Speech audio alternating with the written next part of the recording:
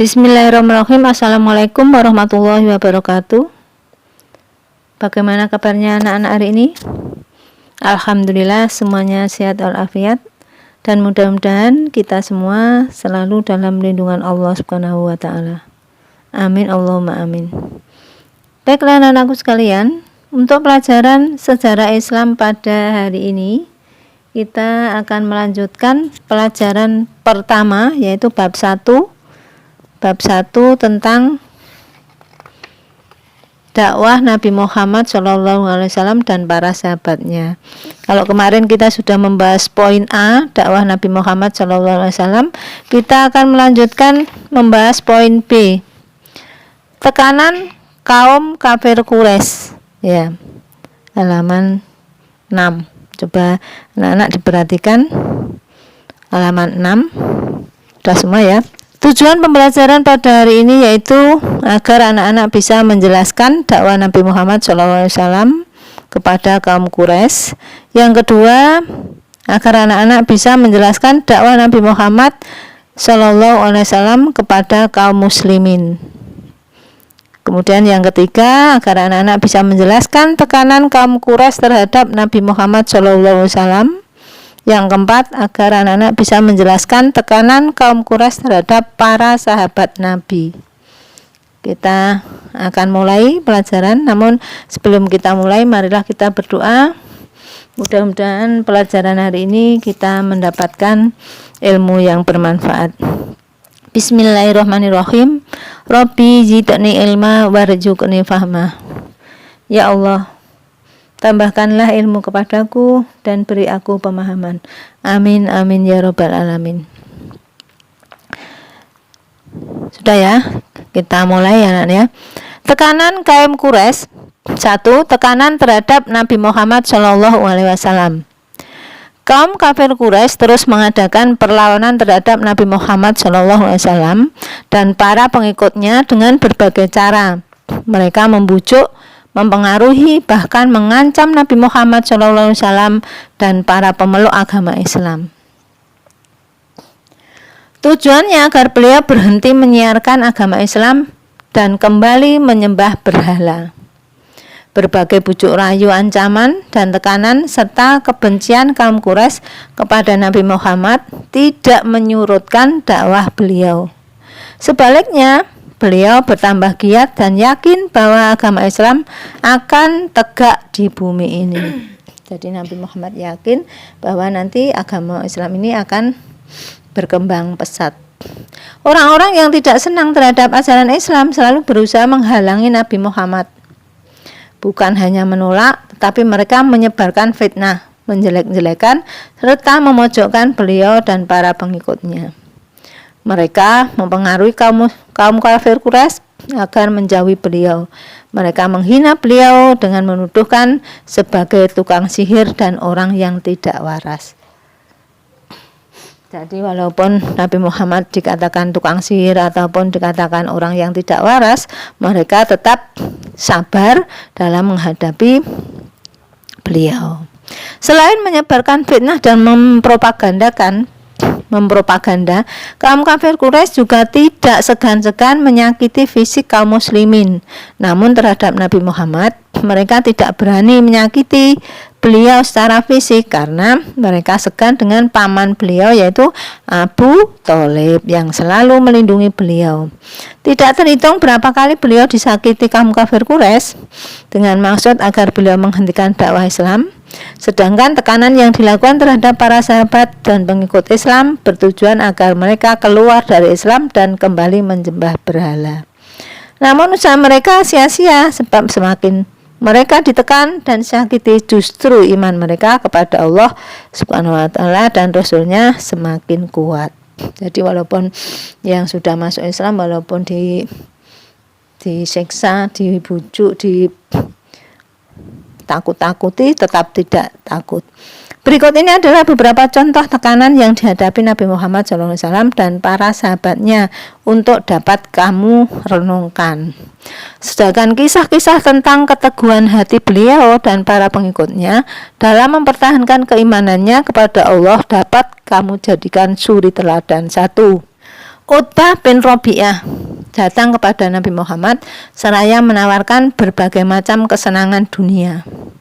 Namun dengan sangat tegas beliau menolak tawaran tersebut karena dakwah beliau bukan untuk keuntungan dunia, akan tetapi demi tegaknya agama Allah di muka bumi ini. Jadi Nabi Muhammad dirayu Utbah bin Rabi'ah ini supaya berhenti dakwahnya dengan menawarkan berbagai macam kesenangan dunia. Yang kedua, Walid bin Mughirah diutus para pemuka Quraisy untuk menemui paman Nabi, yaitu Abi Thalib, dengan membawa seorang pemuda yang bernama Umaroh bin Walid. Kepada Abu Thalib berkata, ambillah pemuda ini untuk menjadi anak tuan dan serahkan Muhammad untuk kami bunuh, karena dia telah menentang kami dan memecah belah persatuan kami. Jadi Nabi Muhammad disuruh mau diganti Umaroh bin Walid, terus Nabi Muhammad disuruh menyerahkan, tapi Abu Thalib tidak mau. Dengan perkataan keras Abu Thalib menjawab, jahat benar pikiran kamu serahkan anakmu agar aku memberikan makan, dan aku serahkan keponakanku untuk kamu bunuh. Demi Allah, tidak akan aku serahkan Muhammad kepadamu. Jadi Abu Thalib menolak, tidak mau menyerahkan Nabi Muhammad. Yang ketiga, ketika beliau tengah bersujud di samping Ka'bah, tiba-tiba datanglah Uqban bin Mu'id membawa ari-ari unta, lalu melemparkannya ke punggung beliau. Beliau tidak mengangkat kepala, sehingga Fatimah putri beliau datang membersihkannya. Jadi dia sedang bersujud, kemudian dilempari ari-ari unta. Ari-ari itu biasanya masih berlumuran darah itu, kemudian dilemparkan di punggungnya sehingga dibersihkan oleh putrinya, yaitu Fatimah. Yang keempat, Abu Lahab adalah pemuka Quraisy yang sangat giat mengadakan tekanan terhadap Nabi Muhammad. Selain sering memaki, menghina, dan menfitnah beliau, ia juga sering membuang kotoran dan najis lainnya ke halaman rumah beliau. Abu Lahab juga pernah melempari Nabi Muhammad dengan kotoran unta. Demikian juga istri Abu Lahab, Ummu Jamil, Arwa binti Hab.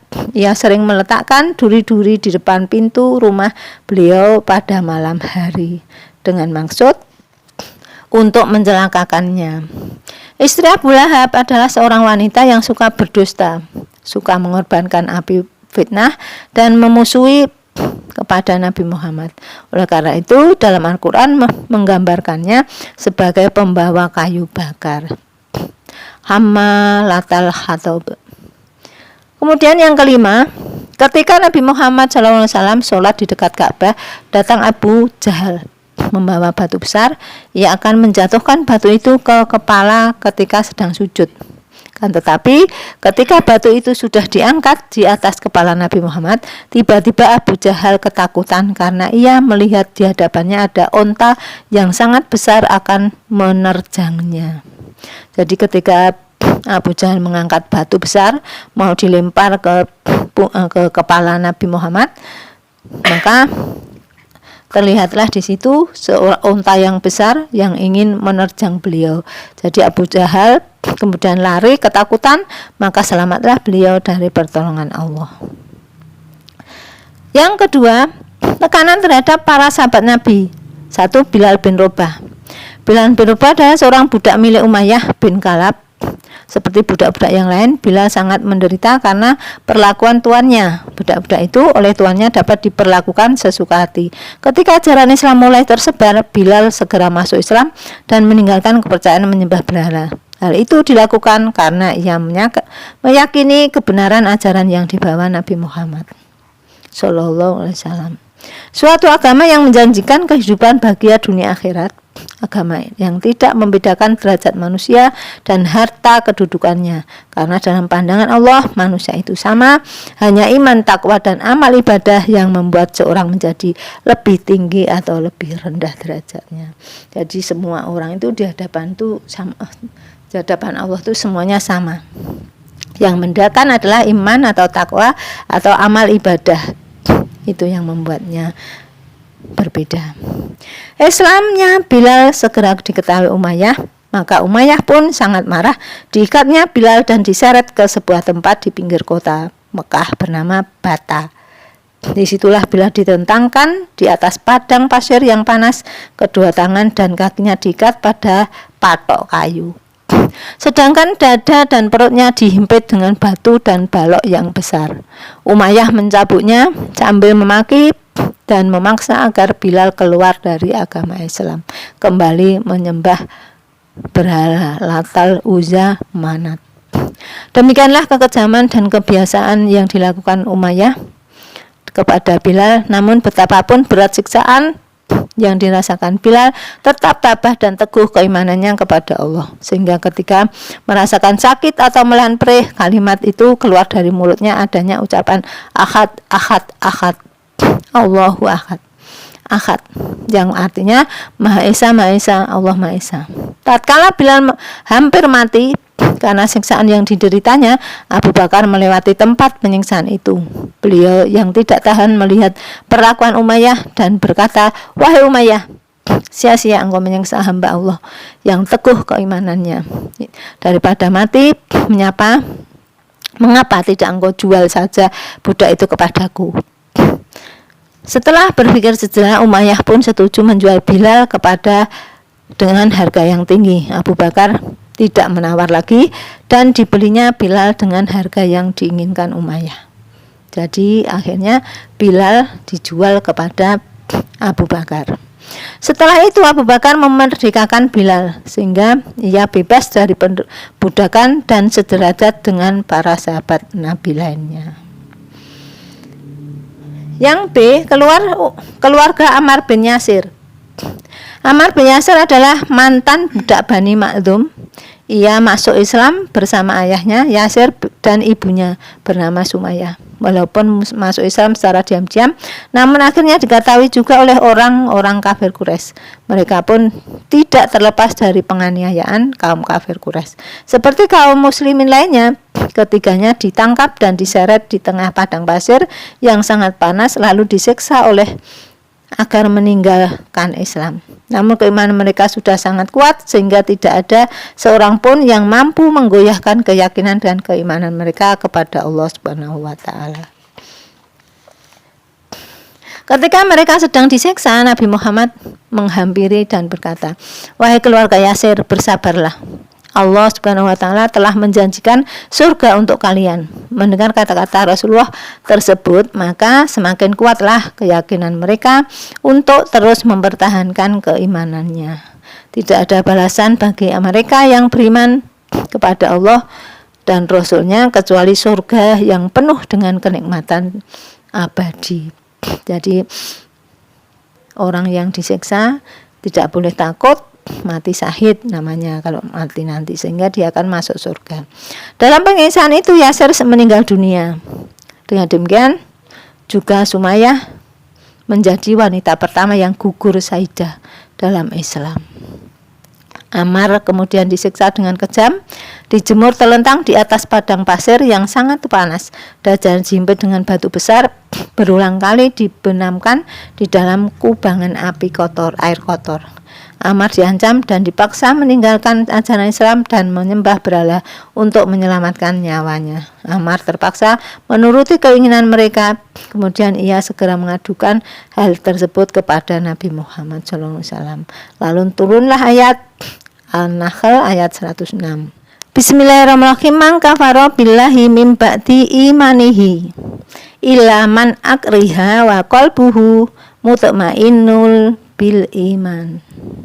Barang siapa yang kafir kepada Allah sesudah beriman, dia mendapat kemurkaan Allah, kecuali orang yang dipaksa kafir padahal hatinya tetap tenang dalam beriman, dia tidak berdosa. Ini lah cerita tentang tekanan-tekanan kafir Quraisy kepada kaum muslimin. Sampai di sini dulu pelajaran sejarah Islam pada hari ini. Tugas anak-anak yaitu membaca kembali apa yang diterangkan Bu Guru tadi. Kalau sudah ada yang bertanya, yang Kalau sudah, Bu Guru akhiri sampai di sini dulu pelajaran hari ini. Bu Guru akhiri, wassalamualaikum warahmatullahi wabarakatuh.